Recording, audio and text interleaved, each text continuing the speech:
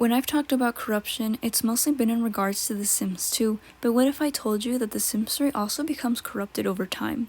In this video, I'll be talking about Sims 3 corruption, what it is, how it happens, what are some of the effects, and how to avoid it or potentially fix your saves that may be affected. Before I begin, I'd like to say, hey, it's been a while and I'm back with another video. As for future uploads, I'll be honest and say I'm not sure when I can upload anymore because my schedule keeps changing. I'm still making videos, they'll just come out less often. I'll make posts when a video will be out within that week though. And thank you to everyone who has been understanding whenever I say I need a break or just, you guys are so understanding. I love all of you. With that out of the way, let's continue with the video. Just like any game, The Sims 3 can become corrupted for one reason or another. However, unlike The Sims 2, The Sims 3 is not as easily corrupted, so you don't have to worry about deleting lots that Sims have lived on or deleting tombstones. For those who have watched my Sims 2 corruption videos, you should be familiar with corruption, and although they might have similar effects, the type of corruption regarding The Sims 3 is a little different. Let's start with what is Sims 3 corruption? Sims 3 corruption usually affects individual save files and can occur when one thing or another goes wrong within the actual file under Electronic Arts Sims 3 on your computer. Sometimes one can accidentally delete something important within those folders, which is why it's best to leave those files alone and make backups every once in a while. Backups are very important. One of the most common reasons why a save file gets corrupted is when a player has been playing a save file for a long time. Because it's an open world game where NPCs are able to act on their own and grow their families with story progression on, as well as the player themselves being able to expand their virtual families as much as they want, these save files tend to get overwhelmed. Save files usually get clogged over time as the town you are playing in begins to expand with new sims and new objects you add to it. But depending on your playstyle, this can actually happen sooner rather than later.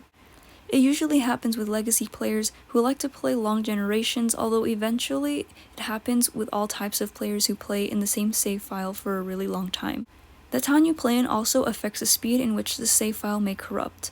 For example, Isla Paradiso from the expansion pack Island Paradise is known for being laggy, buggy, and outright unstable to some players.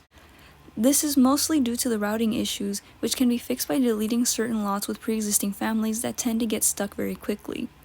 There are other ways to fix these issues, for example, downloading a fixed version from Mod The Sims, which I'll put in the description in case you'd like to download it. I myself have had issues with Isla Paradiso. Aside from the lag that may sometimes make the world unplayable, I've run into the issue with one of my legacy families in which, after starting up the game and loading into the world, I could no longer jump into any of the families and begin playing. I was stuck on the map view to pick a household to play in and ended up deleting the save after I couldn't figure out how to fix the problem. I was going on to the 3rd generation in that save, and after the save got corrupted, I was not happy to say the least. Moving on to the effects of corruptions and a few solutions I found. Some common signs include not being able to save your household to the library.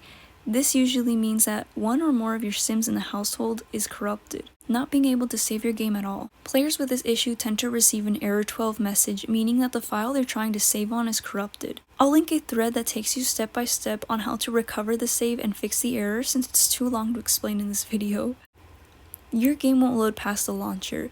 This tends to happen when you have bad CC or mods in your game. If you take your mods folder out and the problem still occurs, visit the link in the description that will take you to a thread that may help.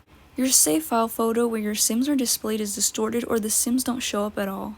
This is a sign of a bad save, and a Sims player even said that it caused their lot to keep flashing. They managed to fix the issue by bulldozing the lot, then replacing it before choosing Save As rather than just Save. Another reason you could have this issue is due to a bug that is triggered when you put a tent into a chest. Once removing the tents from the chest, your thumbnail should be restored. Invisible Sims. Some bad custom content can make Sims invisible, which can be fixed by taking the bad CC out of your game. However, sometimes improperly deleting a sim can cause invisible Sims, making it more complicated to fix. So how do you prevent corruption? Like I mentioned before, Sims 3 corruption most commonly occurs after playing a save for a long time. If you plan on playing long legacy challenges or just have an emotional attachment to your Sims, you should take caution and not allow for this save to become overwhelmed. This can be achieved by downloading helpful mods like the Overwatch mod. This mod is useful in many ways and practically comes as a necessity for those wanting to play a save file for a long time, or wanting to play at all actually. It helps clean up a lot of just random bugs or errors that happen, routing issues, and lag. The basic description of the mod reads, "The primary purpose of this mod is to act as a periodic cleanup system for correcting errors and eliminating junk that accumulates over a regular play session."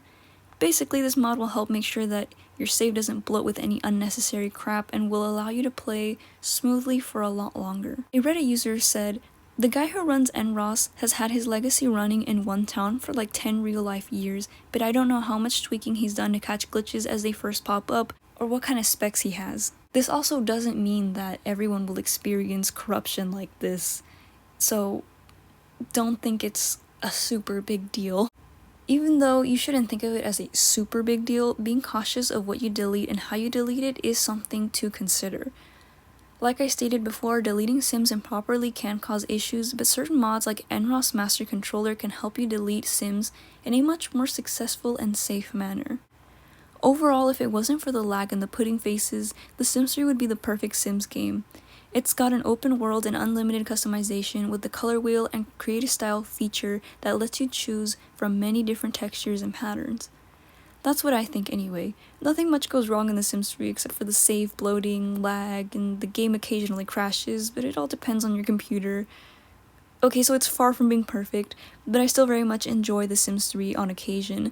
The Sims 3 was also badly optimized, but I'd still rather put up with all The Sims 3's flaws than whatever the hell's going on with The Sims 4 right now. That's all I've got for you in this video, but let me know if you'd like to see some more Sims 3 corruption videos.